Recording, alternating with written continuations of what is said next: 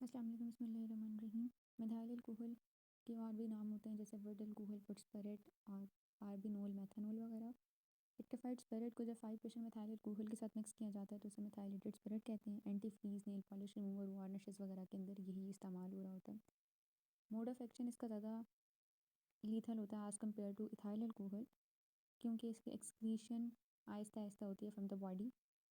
Mode of action इसका ये होता है कि जब ये बॉडी के अंदर जाता है साथ ही कन्वर्ट हो जाता है फॉर्मेल्डिहाइड और फॉर्मिक एसिड के अंदर। ये मेटाबोलाइट्स पर टॉक्सिक होते हैं, यही एसिडोसिस करा रहे होते हैं।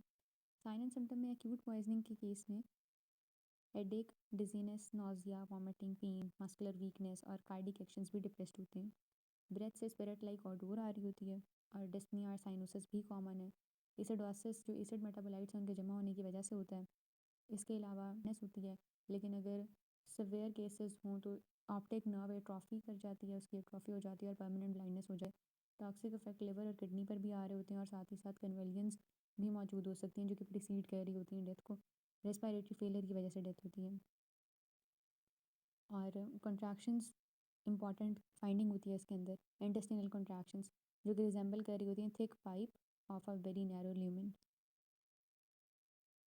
फेटल डोज इसकी 62 to 40 ml होती है एडल्ट्स के लिए, और जो कि फेटल होगी, ठीक है। इसके अलावा 15 ml होती है जो कि ब्लाइंडनेस कॉज करती है। चिल्ड्रन के लिए 1 ml/kg हो तो वो भी सीरियस सिम्टम्स कॉज करती है। Fatal period 24 hours to 36 hours और may be delayed to 3 to 4 days। Treatment देखें तो 3 चीज़ें पहले मेंशन की हुई उन्होंने। पहली बात तो ये है कि आपने एब्जॉर्प्शन करानी है गैस्ट्रिक लिवाज से। लिवाज अगर देख लें किसके ज़रिए करना है तो 5% सोडियम बाइकार्ब यूज़ कर रहे होते हैं एसिडोसिस को कम्बैट करने के लिए। लिवाज के अलावा ओरल एडमिनिस्ट्रेशन भी की जा सकती है सोडियम बाइकार्बोनेट की। 2 ग्राम सोडियम बाइकार्ब लेके 250 ml वाटर के अंदर डाल के हर 2 घंटे बाद देना होता है। इसके अलावा अगर वो नहीं पॉसिबल ओरल थेरेपी तो 50 ग्राम सोडियम बाइकार्बोनेट को 5% डेक्सट्रोज 1 लीटर लेके उसके अंदर मिला के सोल्यूशन बना के, तो 5% डेक्सट्रोज सोल्यूशन बना के तो उसको इंसुलिन के साथ एडमिनिस्टर किया जा सकता है। IV यहाँ पर होते हैं। Plasma bicarb level basically maintain करने होते हैं 20 ml/L। इंट्रावीनस की जब बात शुरू की है तो ये भी देख लेते हैं कि सोडियम लेक्ट्रेट को भी इंट्रावीनसली दिया जा सकता है।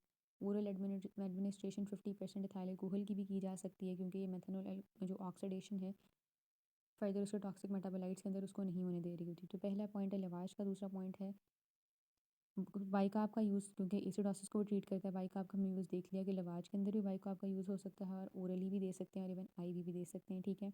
तीसरा है कि एथेनॉल, एथेनॉल को भी बात हो गई कि एथेनॉल जो है वो इथाइल अल्कोहल या एथेनॉल उसको दे दिया जाता है, वो आप ओरली दे सकते हैं। इसके अलावा IV भी आई गेस दिया जा सकता है, और अगर बावल इरिगेशन पॉसिबल हो तो वो की जाती है। आगे चलें तो हीमोडायलिसिस का उन्होंने मेंशन किया हुआ है। हीमोडायलिसिस तब करना होता है अगर ऑक्यूलर फाइंडिंग्स हैं, मेटाबॉलिक एसिडोसिस मौजूद है, रीनल फेलियर मौजूद है, या फिर मेथनॉल के जो ब्लड में लेवल्स हैं 50 mg से ज़्यादा हैं।